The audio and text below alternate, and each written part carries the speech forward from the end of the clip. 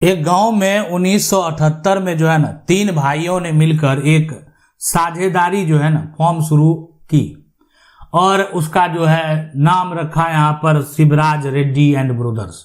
तो देखें, कोई भी अगर आप रोजगार शुरू करते हैं आपस में, यहाँ पर रोजगार, तो उसके लिए जहां वो जगह चाहिए, जमीन चाहिए।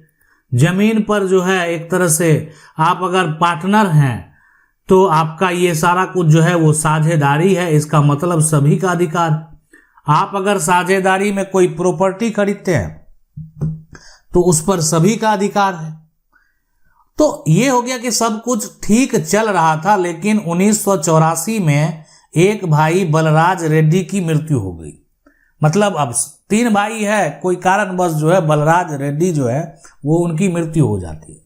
कानून कहता है कि अगर कोई पार्टनर मर जाए तो अलग से कोई लिखित समझौता ना हो तो साझेदारी अपने आप खत्म हो जाए। मतलब ये हो गया कि पार्टनरशिप के लिए जो बात करें यहां पर कानून की, तो क्या ऐसा कोई कानून है? तो हम आपको बता दें, कानून बिल्कुल है, और ये है यहां पर पार्टनरशिप एक्ट 1932। अब इसमें कहेंगे कौन ऐसा धारा है जो ऐसा बात है जो पार्टनर हम मर जाएंगे तो हक खत्म हो जाएगा? तो ये है सी, है ना, धारा 4242 कर कोई पार्टनर अगर जो है ना धंधा कर रहे थे साथ में, अगर कोई पार्टनर मर जाएंगे ना तो उसके बाद अगर कोई ऐसा लिखित जो है, ठीक है, कोई साक्ष्य ना हो, समझौता ना हो, तो वैसे में जो पार्टनरशिप है वो अपने आप जो है समाप्त हो जाएगा, खत्म हो जाएगा। 1984 के बाद फॉर्म वैसे ही खत्म हो चुकी थी, लेकिन मतलब ये हुआ कि 1984 के बाद धंधा ही चौपट हो गया।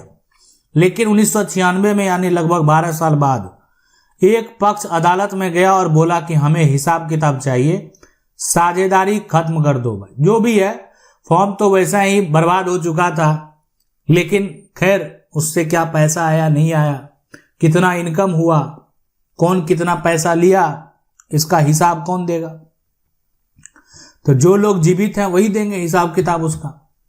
अब अगर वो देने को तैयार नहीं होगा तो मामला चला जाएगा कोर्ट में, और ये सुप्रीम कोर्ट का ऐतिहासिक फैसला है, यानी जो है एस शिवराज रेड्डी वर्सेस यहां पर रघुराज रेड्डी का विवाद। सुप्रीम कोर्ट ने 16 मई 2024 को एक सबसे बड़ा और ऐतिहासिक फैसला सुनाया, जिसका जो केस नंबर है, सिविल अपील नंबर है, वो है 4237 ऑफ 2015। यानी लिमिटेशन एक्ट की धारा 3 में सब लिखा हुआ है, सारा बात लिखा हुआ है। यानी जब बात करेंगे तो जो लिमिटेशन एक्ट की आप बात करें, उसका धारा 3 जो है उसको जाकर देखेंगे, 3 का यहां पर जो सब सेक्शन 1 है उसको जाकर देखेंगे, तो वहां पर साफ साफ कह रहा है कि आवेदन जो लिमिटेशन एक्ट में दिए गए निर्धारित समय से बाहर दायर होता है तो उसे खारिज करना पड़ेगा हक पाने के लिए। यानी सबसे बेहद जरूरी समय सीमा जो है, जरूरी है समय सीमा। अरे आप जो है सोचेंगे कि 50 साल बाद हम अपना जो है पिता का बेचा हुआ जमीन प्राप्त कर ले, 50 साल बाद। अब 50 साल पहले क्यों ऐसा किया गया? 1978 में जो है यहाँ पर शिवराज रेड्डी और ब्रदर्स के नाम साझेदारी यानी पार्टनरशिप बनी थी, और यह पार्टनरशिप जो है एट विल थी। मतलब जब चाहे साझेदारी इसे खत्म कर सकते थे, तब कोई तय समय सीमा नहीं थी। साझेदार जो है एम बलराज रेड्डी की मृत्यु 1984 में मृत्यु हो गई। पार्टनरशिप एक्ट 1932 की धारा 42C के अनुसार किसी साझेदार की मृत्यु होती है, अगर अलग से कोई अनुबंध ना हो तो साझेदारी अपने आप खत्म हो जाता है। आज ये दावा करने के लिए आए हैं, अपना हक का दावा, अपने हिसाब की बात करने के लिए आए हैं, लेकिन आपका हक, क्या आपको हक मिलेगा? क्या आप अपने अधिकार का दावा कर रहे हैं तो उसके लिए समय सीमा बेहद जरूरी है। आज ये जजमेंट जो है में सबसे महत्वपूर्ण जो सीखने वाली बात यह है, जानने वाली बात है, और ये जो फैसला ये कहता है कि कोई भी हक को प्राप्त करने के लिए समय सीमा का होना और समय सीमा का दायरा में रहना बेहद जरूरी। लिमिटेशन एक्ट की अगर बात करें तो ये कहा गया है कि यहां पर जो भी करें 3 साल के भीतर आप सब कुछ करना चाहिए। यानी आपका जो दावा है जैसे है 3 साल के जो है भीतर, आप 12 साल बाद जब हिस्सेदारी खत्म हुआ उसका 12 साल बाद, 20 साल बाद नहीं। यानी मुकदमा जो है वो करना था तो यानी 1984 में ये जो पार्टनरशिप है वो जैसे ही खत्म हुआ तो 1984 से 1987 के बीच में आपको करना था। और लेकिन मुकदमा 1996 में किया गया कि जो कि 12 साल बाद की बात है। मतलब सीधी सी बात है कि ये समय सीमा से बाहर है, और अगर ये समय सीमा से बाहर है तो इस पर आप अधिकार का दावा नहीं कर पाएंगे।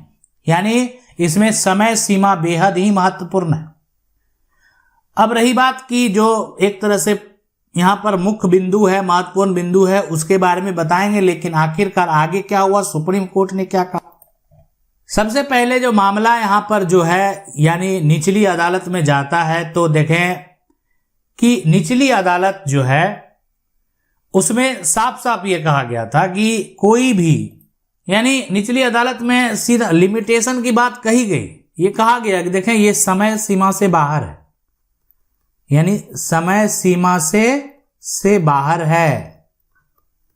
लेकिन जो हाई कोर्ट है, यानी हाई कोर्ट के द्वारा जो जजमेंट है, तो हाई कोर्ट के जजमेंट में कहा गया कि देखें जब लिमिटेशन का बात जो है यानी केस करने वाला ना वादी प्रतिवादी कोई चर्चा नहीं कर रहा है तो उसके बाद जो है इसको हम क्यों माने।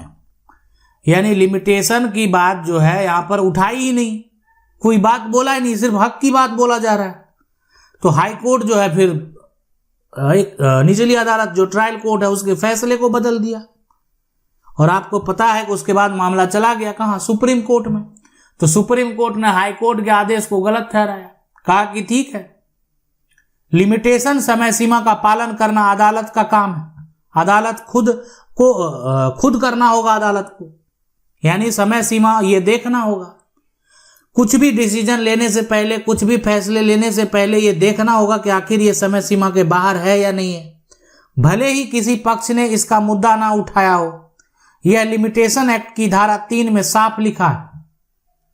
यानी लिमिटेशन एक्ट जो है कानून है, और इस कानून की अगर बात करें तो उसमें साफ जो है मेंशन किया गया है कि आप जो है समय सीमा से बाहर अगर कोई भी व्यक्ति आता है और अपील करता है, केस फाइल करता है, तो उसके मुकदमे को खारिज कर दिया जाए, उसका मुकदमा एक्सेप्ट ही नहीं किया जाए, भले ही किसी पक्ष ने इसका मुद्दा ना उठाया हो। लिमिटेशन एक्ट की धारा में यह बात स्पष्ट है। 1984 में पार्टनर की मौत से साझेदारी तो अपने आप खत्म हो गई, लेकिन 1996 में किया गया मुकदमा कानूनी तौर पर समय सीमा के बाहर हो गया। इसलिए समय सीमा के बाहर होने के चलते यानी उनको जो है इंसाफ नहीं मिला, मुकदमा खारिज हो गया। अरे आप अपनी हक की बात करने जा रहे हैं, आप अपनी हक की लड़ाई लड़ने जा रहे हैं, तो उसके लिए समय सीमा बेहद जरूरी है। यानी जो भी करना होगा समय सीमा के अंदर करना होगा। आप किसी से अगर पैसा वसूल आप करना चाहते हैं तो उसके लिए भी समय सीमा है, यानी और इसके लिए भी बहुत सारे टर्म एंड कंडीशन है। आज लोग जमीन पर जो है प्रॉपर्टी पर, मकान पर लोन भी लेते हैं, उसकी रिकवरी के लिए भी कानून है। यानी पैसे कैसे देने हैं, किस प्रकार से, अगर अब कोई नहीं दे रहा है तो कब तक आप ले सकते हैं, कब तक आप कानूनी प्रक्रिया में जा सकते हैं। तो ये जो फैसला है सुप्रीम कोर्ट का एक ऐतिहासिक फैसला है। इस जजमेंट को आप जो है यानी डिटेल से पढ़ना चाहते हैं तो इसका सारा इंफॉर्मेशन डिस्क्रिप्शन में मिलेगा। यानी आप जाकर वहां से देख सकते हैं कि ये जजमेंट आप कैसे पूरा निकाल सकते हैं, कैसे ये जजमेंट आपको मिलेगा, पूरे जजमेंट को आप कैसे पढ़ सकते हैं। तो ये है पूरा प्रक्रिया। देखें, अब आपके पास अगर कोई सवाल है और आप किसी विवाद से संबंधित जजमेंट को जानना चाहते हैं तो भी आप कमेंट कर सकते हैं।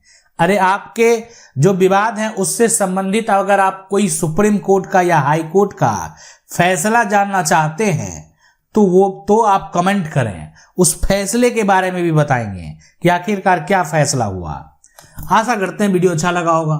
वीडियो को लाइक जरूर कर दें। चैनल को पहली बार देख रहे हैं तो चैनल को क्या करना, सब्सक्राइब कर लेना, बेल आइकन जरूर दबा लें। मिलते हैं अगले वीडियो में, तब तक के लिए जय हिंद।